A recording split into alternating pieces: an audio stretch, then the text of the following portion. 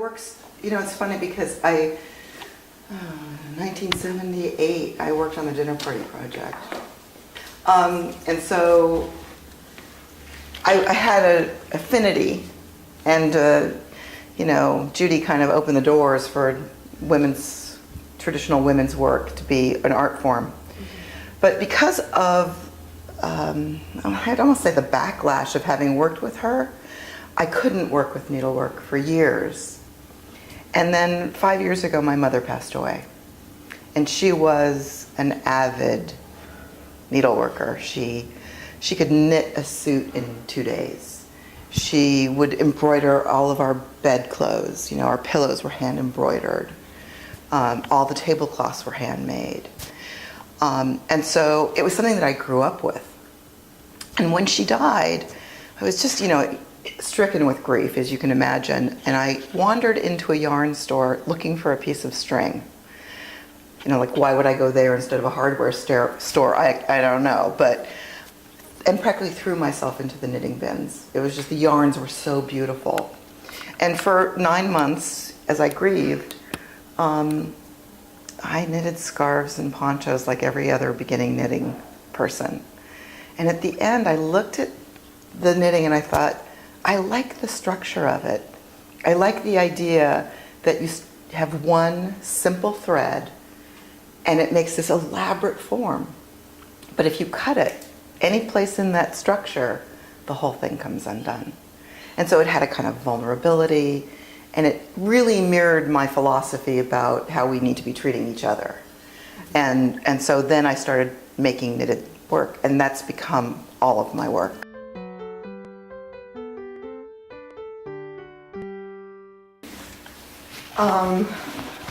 My hobby, my secret passion, is that I'm a ballroom dancer. I know.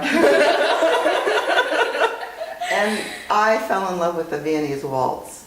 It's fast, you're spinning like crazy, and if you're in tune with your partner, it's like you share one leg and the other two are helping you stay in motion. And so it's really amazing, and that's what this piece is based on. It's called 1, 2, 3, 1, 2, 3, as in the waltz. And the wheels are so she can spin.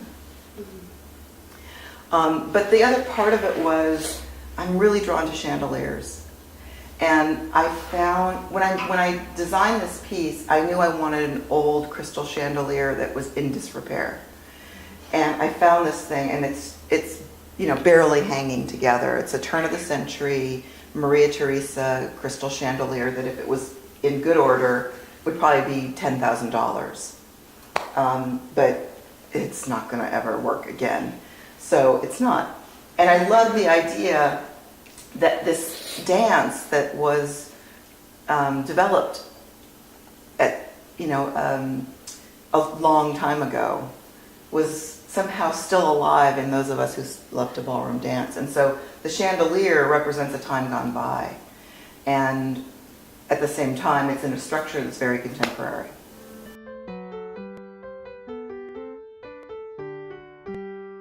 Well, I wanted it larger than life. I didn't want it to have this feeling of like you could trivialize it in any way. I mean, you can't ignore this thing when you walk in the room, which makes it a problem in terms of trying to place it, right? Because, people's homes it doesn't quite fit into. And I did a lot of research about clothing from that period of time. The big problem was I'm not a welder. It's my next task is to learn how to weld. And so I had to find somebody who I could collaborate with. Because this is one piece. Is that right? This is one piece, and this is another piece. The chain is separate, and the wheels are separate, so that you can get it out the door. So there was a lot of mechanical issues that I had to deal with that the fabricator helped me with. And I gave him measurements about how I wanted it to, where I wanted it to come in. I wanted it to be a dress shape. And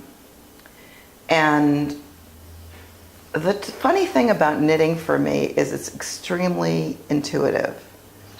So, for example, I started at the bottom and I knew what the circumference was, and I could pretty much figure out how many stitches I needed to get all the way around. I knitted it on circular needles. And from that point on, it was just guess. So I was knitting, and then at a certain point I knew I had to come in. And I did this piece a few years ago that was an outdoor installation made out of hemp rope, and knitted it in one piece, 10.5 feet by 17 feet. Huge and heavy. I mean, I could only knit for 2 hours maximum because it was so heavy. And so when I did that piece, there's a day where I hit, I hit a point, my whole body went, you're done. And I thought, am I just done because I can't take another minute of it? Or is the piece finished? And I laid it out, and to the inch, it was done. It measured exactly to the inch. And the same thing happened with this. I was knitting and knitting and knitting, and all of a sudden it was just like, that's it. And I kind of, because this is the stuff that they tie newspapers with. When you knit on large needles, there's a lot of give. So you don't know really how, and I didn't have the armature done until the knitting was done. So it was a lot of guessing and hoping, and it, again, perfect to the inch. And then this is crocheted out of the same material, only in a pewter color. And then, I don't know if you can see it. Can you see the back? Oh. Yes, I wanted this kind of corseted feeling in the back. And so it was open, and I knew that would give me a little bit of leeway, and that was how it finished. And when you see the light hit it in the back, you might see that it kind of turns almost to crystal. It looks like the whole thing is spun glass when it's well lit. That made me really happy.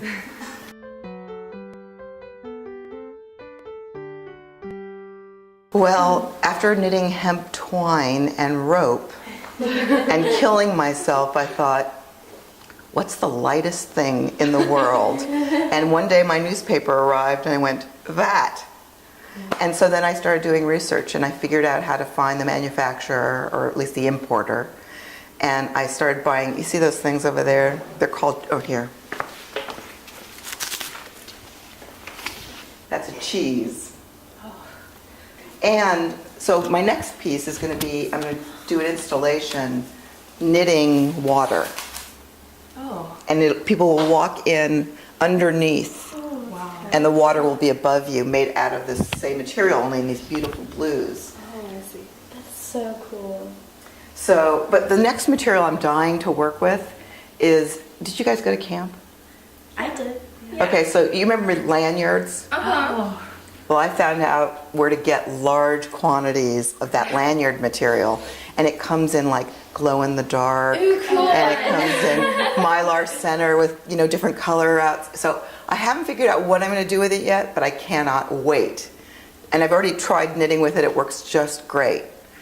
So that's my next material. I know. We're gonna have to contact. But I think part of my draw to non-yarns, and you can see I've got bags of yarn. Some of it, people donated to me. Some of it I bought when I was in my big first knitting phase. A lot of it's been given to me. But I wanted to make people have a different sense of what the knitting was, and I thought if I used a different material, then they would look at it differently. So that's why I moved away from the yarn, even though the colors are so gorgeous.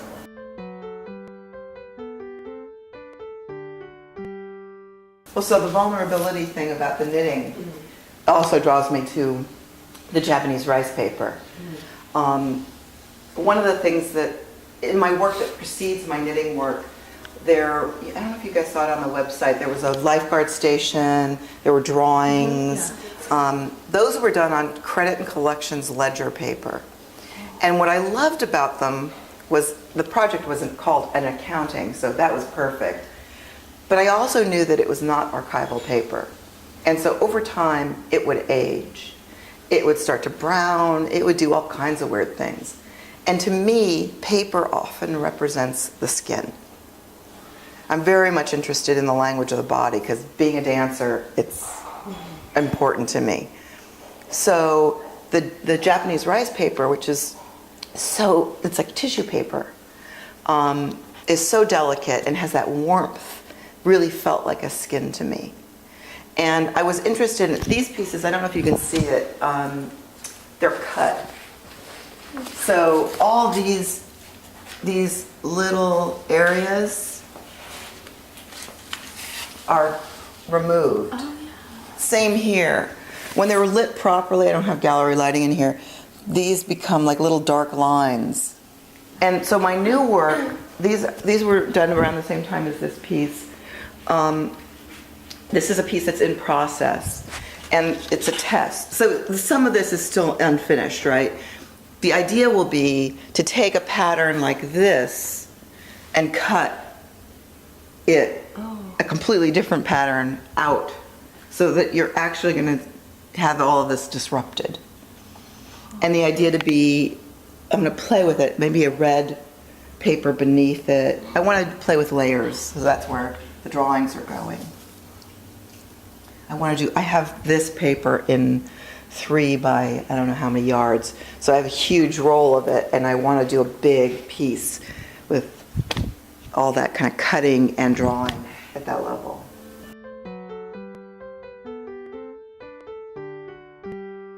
It's funny because, I was in high school, I was going to be a writer. That was my dream. And I did not have great high school art experiences, but my best friend was an artist. And she, when we graduated the summer before she kind of took off and I was, going to UCLA, said, go to Beverly Hills High with me, we'll take a drawing class. And it was love. I just completely fell in love with drawing and have been drawing ever since. Sometimes it's part of my artwork, sometimes it's just meditation.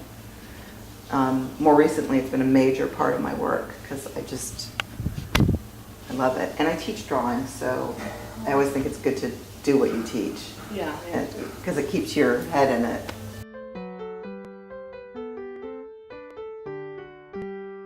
Well, that was a collaborative piece, and so it was the process of the 3 of us kind of hashing out different ideas. The truth is, we had the name of the show before we had the show. And so we wanted it to have kind of a whimsical, playful quality. And it was interesting because the 3 of us really went in very different directions with that piece, at times making it very difficult to work together. The show opened right after Veterans Day. And so for one of the people, the piece was all about the California poppy field.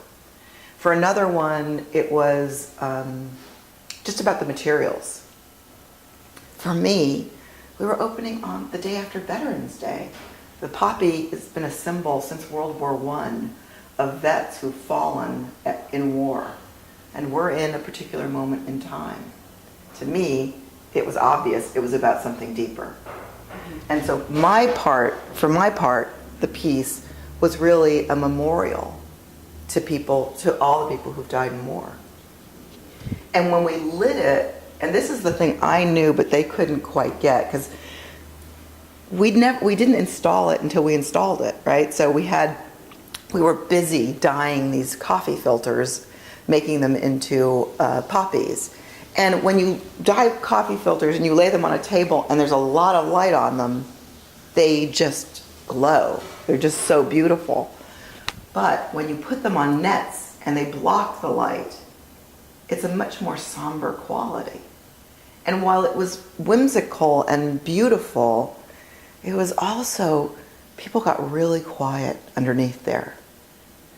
And so for me, while the original piece was about our collaborative process, for me it was very much inspired by the fact that we were opening on Veterans Day and that we were making these poppies.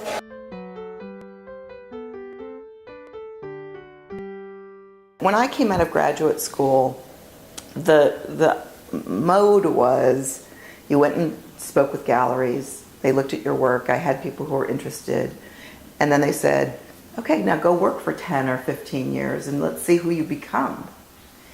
And in the process, I became part of a generation that in many ways except for the few very successful women artists, got lost.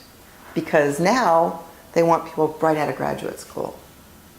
And so, there's a woman named Anna Zolda who's been doing research on exhibitions, comparing, how many women are getting major museum exhibitions, what's the difference, what are the statistics?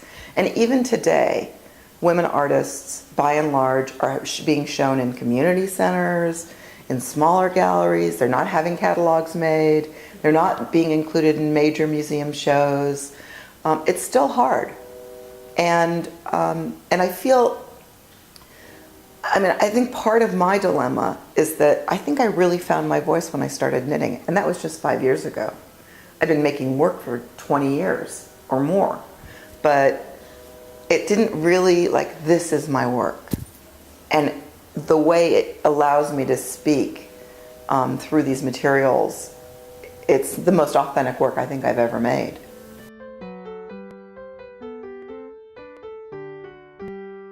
Well, when I was a UCLA undergrad, we used Janssen's History of Art. It was the classic art history text.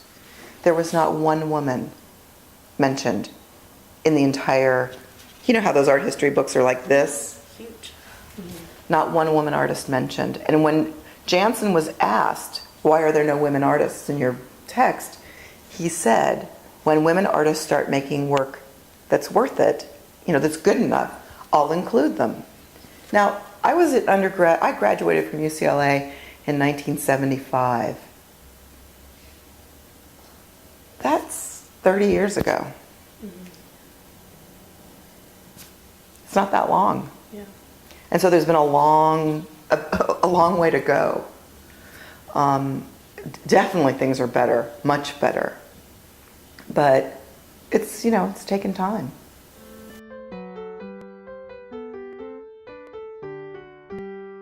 Those are big, really big questions. For artists, the main thing is access to space. If it's not about sales, which of course that's important in order to support yourself and enter the art canon, and you want to be in museum collections, you want all of those things. But primarily for me, especially when I do my installation work, I want access to space. And the more success I have, the more access I get. And so for me, what drives me to have more success is better access to space. I want to be able to, like this water piece, I'm making proposals now. We'll see who says yes. But I can't, it's like the bummer of it all is that I can't start knitting until I know the dimensions of the room.